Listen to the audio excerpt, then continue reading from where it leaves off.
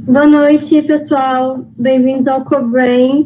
Queria começar desculpando pelo nosso atraso devido a problemas técnicos. E hoje a gente vai falar, agora a última palestra da nossa sala, Frank Rosenblatt, que foi um psicólogo americano notável no campo do desenvolvimento das redes neurais e da inteligência artificial. E agora a gente fica com a palestra do Eduardo, que é Tecnologia que Imita a Vida, o que é Inteligência Artificial. O Eduardo é acadêmico do último ano de medicina, cofundador do Dados e Saúde, pesquisador em Inteligência Artificial aplicada à saúde, vencedor do Hackathon 2019 e do HackMed Brasil 2020. E é isso, eu vou passar a palavra agora para o Eduardo. Muito obrigada a todos vocês e obrigada, Eduardo, por aceitar convite, e é isso. Boa noite, gente. Como a Thaís falou, meu nome é Eduardo, eu sou acadêmico do último período de medicina e durante esse ano eu fundei uma página chamada Dados de Saúde no Instagram, onde a gente compartilha conhecimento sobre inteligência artificial, medicina baseada em evidência e bioestatística. Me deram a tarefa aqui de falar sobre o que é inteligência artificial e se é uma tecnologia que imita a vida. Então, eu vou começar aqui falando assim: a inteligência artificial é de hoje? A inteligência artificial na saúde é uma coisa que surgiu agora? Não. Aqui eu trago um artigo da revista Artificial Intelligence in Medicine, que o título do artigo é 30 anos de inteligência artificial na saúde, das conferências de inteligência artificial na saúde. Bom, então, esse artigo é de 2015 e então em 1985 eles já faziam conferências de inteligência artificial na saúde.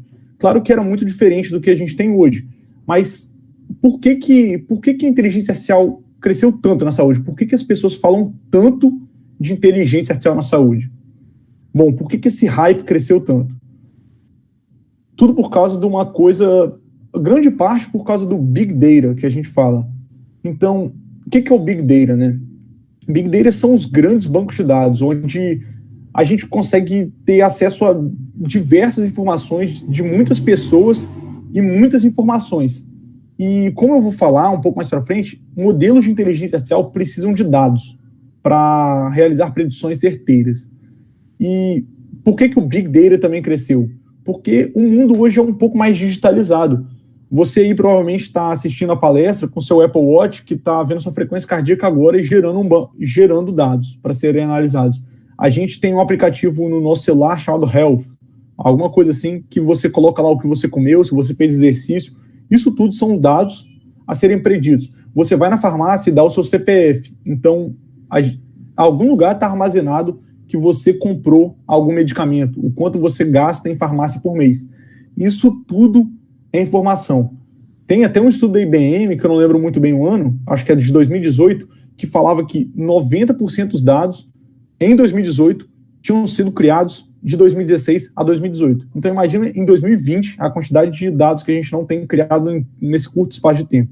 Então os grandes bancos de dados têm crescido muito, muito. E estou aqui falando de Big Data. A gente não ia falar de inteligência artificial na saúde?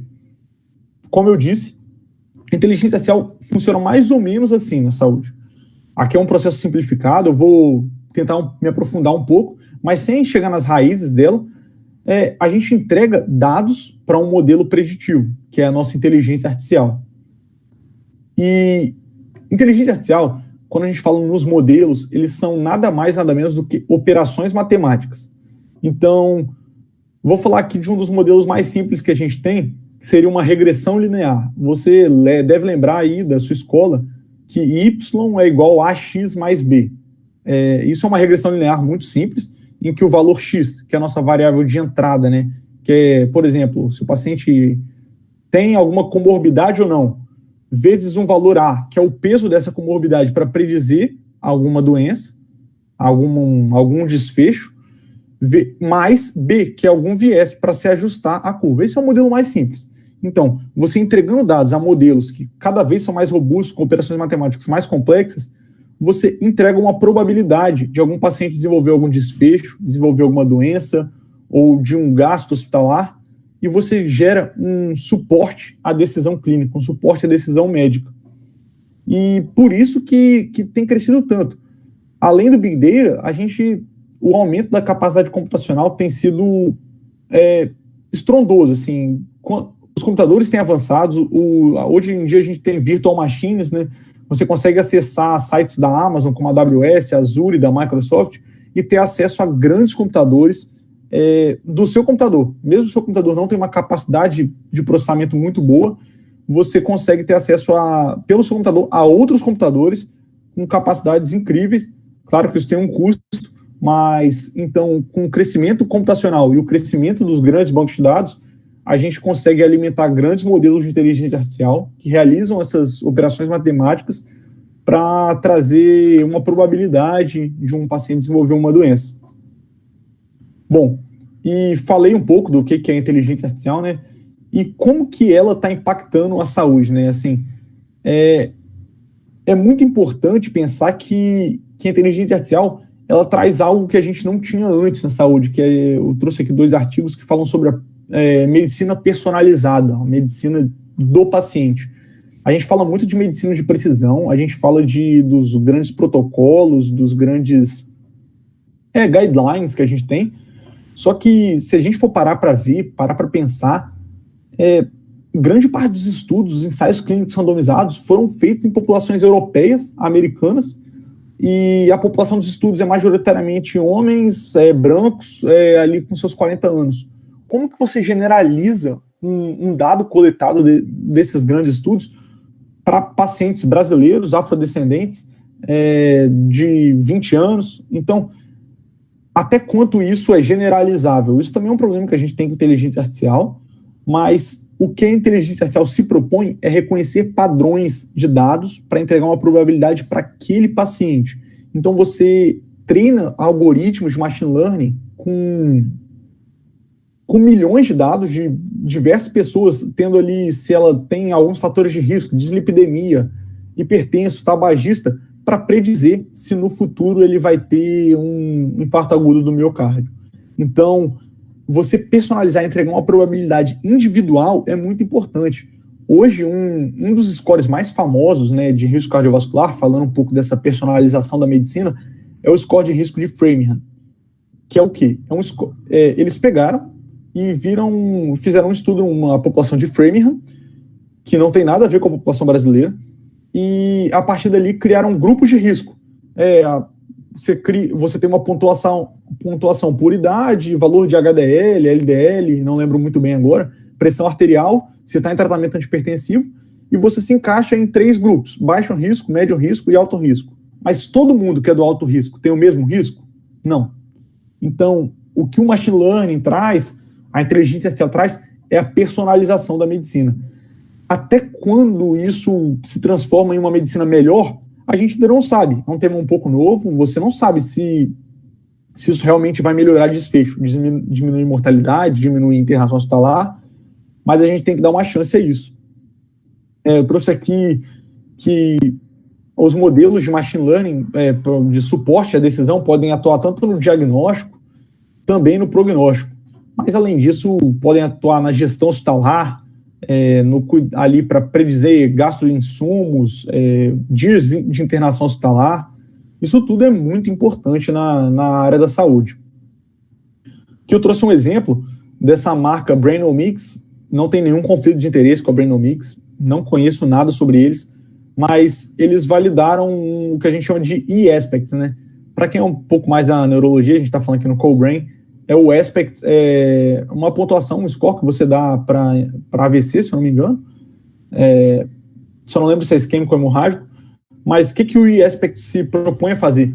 Eles propõem a segmentar as áreas para você, onde ele acha que está acometendo de AVC, e facilita esse reconhecimento pelo neuroradiologista, pelo neurologista. E tem, inclusive, estudo mostrando que ele foi não inferior ao neuroradiologista na hora de classificar o AVC. Então, claro que ele ainda não pode tomar uma decisão sozinha, mas já é um suporte danado. Você já recebeu uma TC desse jeito, ao invés de receber ela assim. Assim você já recebe ela, olha, para onde eu tenho que olhar. Então, esse é o potencial da inteligência artificial. E muita gente se confunde nesse caminho de inteligência artificial, machine learning, deep learning. O que é cada um? Bom, a inteligência artificial começou a surgir ali na década de 50, com o avanço dos computadores. E o que é a inteligência artificial? A gente fala que a inteligência artificial é uma inteligência artificial clássica quando você dá os padrões para ela. E o que seria isso? Seria nada mais, nada menos do que um fluxograma. Se você pega ali o protocolo de Manchester que a gente tem na emergência, né, para classificar o paciente em azul, verde, amarelo, laranja ou vermelho, ele nada mais faz do que pega ali sinais clínicos, sintomas, e coloca em grupos de risco. Então você pode colocar um computador que você estabelece esses sinais e sintomas que você quer, e ele vai ali fazendo um fluxograma, uma árvore que dá o grupo de cada paciente. Então isso é inteligência artificial, é um computador fazendo uma tarefa. Inteligência artificial clássica.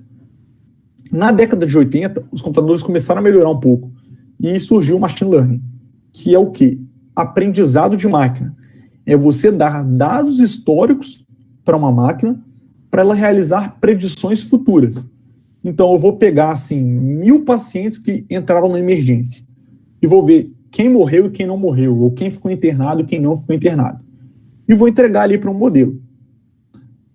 modelo de machine learning. Então ele vai encontrar padrões nesses dados, por exemplo, idade do paciente, fatores de risco que ele tinha, sintomas apresentados no momento, e vai encontrar padrões matemáticos para dizer se ele vai morrer ou não morrer, se ele vai ficar internado ou não internado. E assim você consegue gerar predições mais certeiras, sem ser só por grupo de risco, igual a inteligência artificial clássica podia fazer. E o Deep Learning veio crescendo nesse mesmo sentido. A gente já tem redes neurais há muito tempo. Deep Learning são os modelos de aprendizado profundo, que se baseiam nas redes neurais, né? Mas redes neurais a gente já tem há algum tempo, acho que desde a década de 90 a gente já tem modelos de redes neurais, só que são modelos pouco explicativos, que você não consegue entender muito bem, assim, não consegue explicar muito bem o que ele está fazendo com dados da saúde, né? E por que ele cresceu muito a partir ali do 2010, 2015? Porque a capacidade computacional cresceu muito e os bancos também cresceram muito, como eu falei, e eles se destacam para realizar a tarefa de encontrar padrões mais difíceis, mais robustos. Então eles são muito bons para dados de textos, né, dados não estruturados, dados de texto, de imagem, de sinais, dados que você não consegue colocar numa tabela de Excel. Por exemplo, um eletrocardiograma, uma tomografia, você não consegue colocá-la dentro de uma tabela de Excel para estruturar ela. Então os modelos de Deep Learning, de redes neurais, conseguem encontrar padrões que a gente não consegue, ou eles têm essa capacidade de encontrar padrões matemáticos que os outros modelos não conseguiam, fazendo classificação de imagem. A gente viu muito aí no Covid, modelos que classificavam um raio-x, se tinha Covid ou não. Então isso é possível hoje com os modelos de Deep Learning. E falando só um pouquinho mais, para dar um geral para vocês dos tipos de machine learning que a gente tem aprendizado supervisionado, não supervisionado e semi-supervisionado. O mais usado na saúde é o supervisionado, que é aquele que você entrega para o algoritmo aprender os dados preditores, né, as variáveis preditoras, os fatores de risco e sintomas, e entrega se é doente ou não doente, para ele criar esse padrão, encontrar esse padrão. Então você entrega as classes que você quer. Isso é um aprendizado supervisionado. O não supervisionado é o que a gente vê muito hoje no Instagram. A gente fica achando aí que é magia negra, que você pesquisou um negócio ali no Google e pesquisei sobre, sei lá, massagem, aí só começa a aparecer propaganda de massagem no seu Instagram. Por quê? Porque, como eu falei, você está gerando dado ali. Cada vez que você pesquisa no Google, você está gerando um dado de que você está interessado em massagem. Então ele reconhece esses padrões de quem sempre pesquisa massagem e joga a mesma propaganda para esse mesmo grupo. A gente chama de clusters, né? Os grupos de pessoas que têm esse mesmo padrão de pesquisa, esse mesmo padrão de pessoas que seguem no Instagram, por isso que recebe as mesmas propagandas. E o semi-supervisionado é quando você tem dados, que você tem essas labels, né? Se é doente ou não doente, ou gosta de massagem ou não gosta de massagem, e tem alguns que você não sabe. Então você tenta encaixar nesses grupos que você tem as labels. Bom, falei bastante de inteligência artificial, machine learning na saúde, e o que a gente precisa saber? Trouxe aqui um artigo da Nature, né? Nature Digital Medicine. What do medical students actually need to know about artificial intelligence? O que os estudantes de medicina precisam saber? E depois ele fala um pouco dos profissionais. Acho que o mais interessante é saber que a inteligência artificial é uma tecnologia na saúde. Não adianta ali você lutar contra, remar contra, assim como o ecocardiograma um dia chegou e assustou algum cardiologista que usava ali o estetoscópio para ver um sopro. O ecocardiograma não substituiu o estetoscópio. Então, se você encarar como uma nova tecnologia que você deve saber como ela funciona, como ela foi treinada, em qual cenário clínico eu devo aplicar, a inteligência artificial não vai resolver tudo. Eu tenho que saber qual que é o momento de eu aplicá-la. Se você pensar assim, vou pedir tomografia para todo mundo porque é um exame. Não é assim. Você tem, assim, tem uma suspeita diagnóstica, vou usar uma tomografia. Então, isso tudo faz parte. E compreender as métricas, né? Porque, na maioria das vezes, a inteligência artificial que a gente vê na saúde é utilizado para diagnóstico. Então, modelos preditivos de diagnóstico. Você tem que entender aquilo como um teste. Especificidade, valor preditivo positivo, métricas.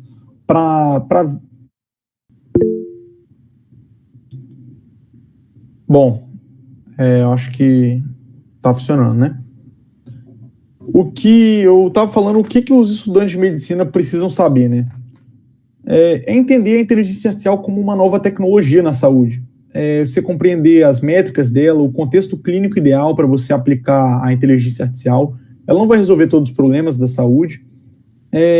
Então, você tem que ali saber as métricas de como avaliar valor preditivo positivo, sensibilidade, especificidade, coisas que a gente aprende durante o curso. E saber um pouco de em qual população aquele modelo foi treinado, em qual população aquele modelo foi validado, e tudo isso é importante. O artigo ainda traz uma perspectiva de que alguns médicos, alguns estudantes vão ter que liderar essa implementação da inteligência artificial na saúde. E para isso vai precisar saber um pouco mais de programação, um pouco mais da etapa de tratamento dos dados, as etapas estatísticas, matemáticas. Mas eu acredito, e a grande parte da comunidade acredita, que esse é um trabalho que vai ser interdisciplinar. Você vai ter cientistas da computação trabalhando junto com você, estatísticos, matemáticos, tudo isso para desenvolver bons modelos de inteligência artificial. Bom, agora a parte mais filosófica da palestra, humanos versus inteligência artificial, né? A inteligência artificial, ela supera a gente em memória, supera a gente em processamento. Então, um computador bom consegue processar informações muito mais rápido, consegue laudar, vamos pensar aí, laudos de raio-x, consegue laudar o raio-x em 500 raio-x em segundos, enquanto quanto um médico consegue laudar 500 raio-x? Vai demorar algum tempo. A inteligência artificial não sofre com emoções. E isso é até um ponto importante. O médico ali, ele pode se apegar a alguma coisa do paciente, pode acreditar que aquilo é aquela doença que ele acabou de estudar e fazer um diagnóstico errado. O médico, ele é sujeito ao ambiente, então o ambiente que ele está ali estressado, há 24 horas de plantão, seu desempenho cai. Não tem jeito. Mas a inteligência artificial, ela falha em alguns pontos. A inteligência artificial não tem um lado humano que a gente tem de olhar para o paciente.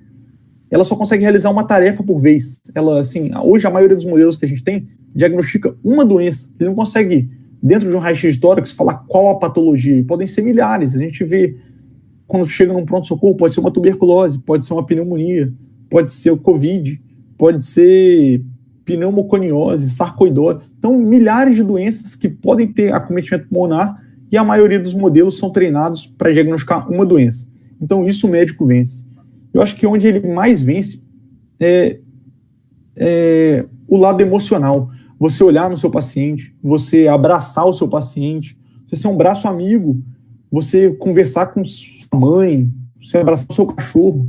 O modelo de inteligência artificial, ele nos torna mais humanos, ele dá mais tempo para a gente exercer o que a gente tem de mais humano, que é o lado afetivo, é o lado emocional, onde a gente pode fazer a gente falhar na profissão, pode fazer a gente acertar em outros lados que a inteligência artificial não consegue.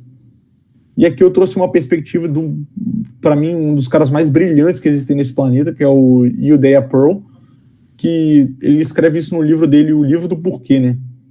Que é o Deep Learning, né? As redes neurais, nos entregou máquinas com capacidades, com habilidades absurdas, mas sem nenhuma inteligência. Ele fala isso porque o que fez o ser humano chegar até aqui, até onde a gente está hoje, assim, a evolução?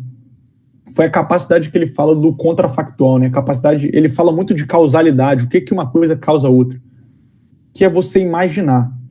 Assim, você só consegue estar aqui hoje me escutando porque você imagina que um dia a inteligência artificial vai chegar na sua vida.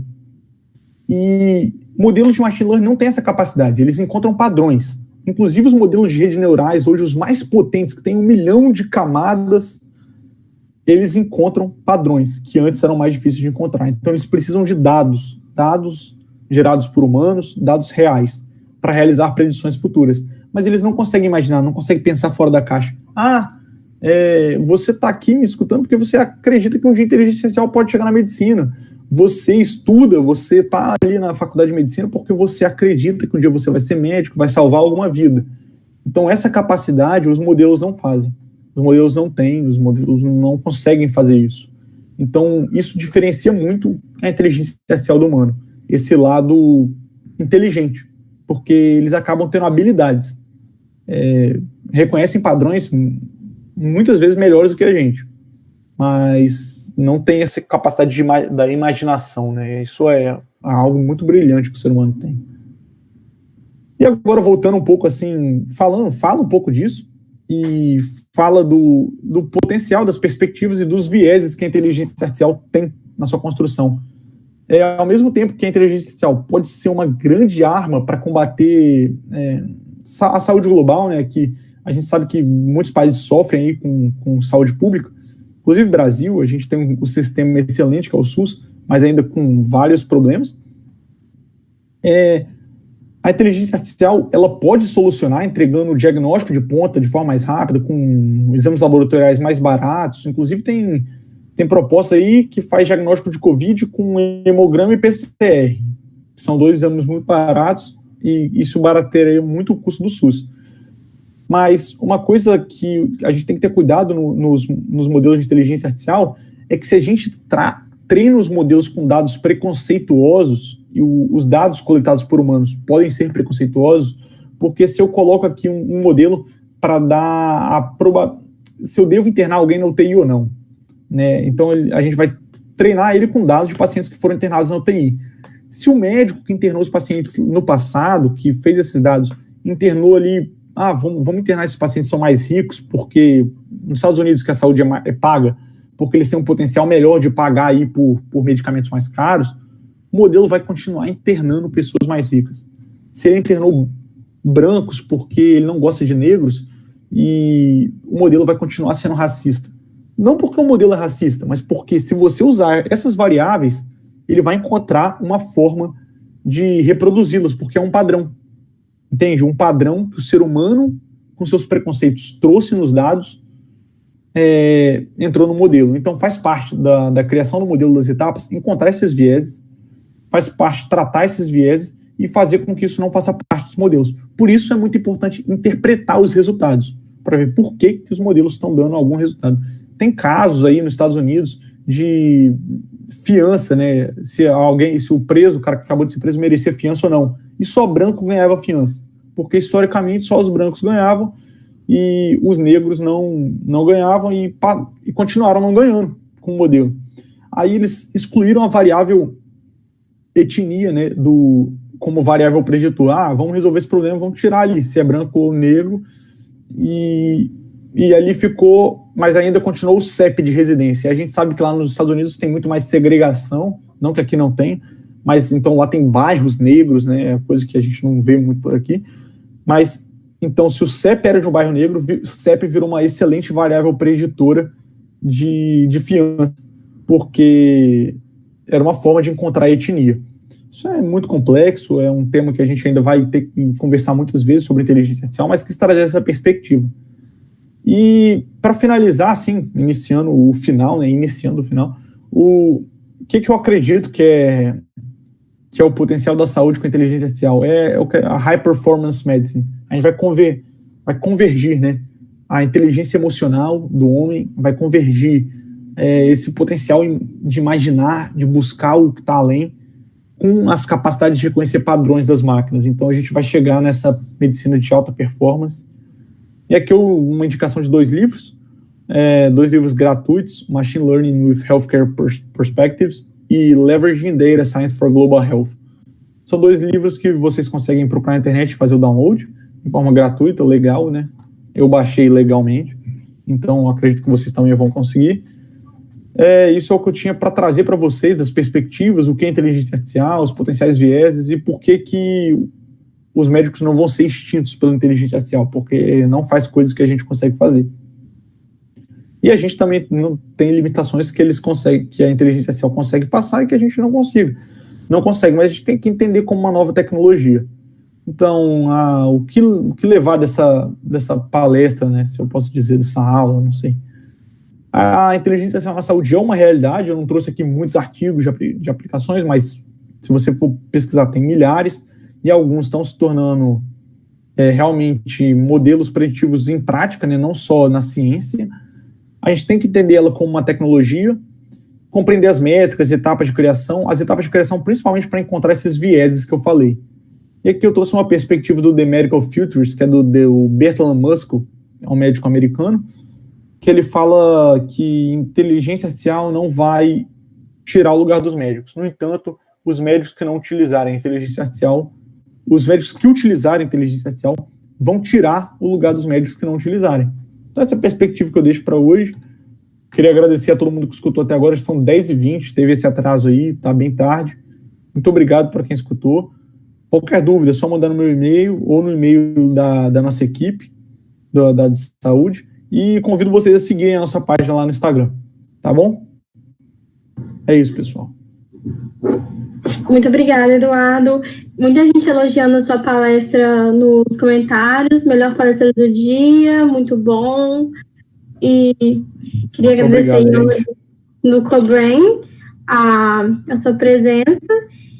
E é isso, eu acho. Boa noite.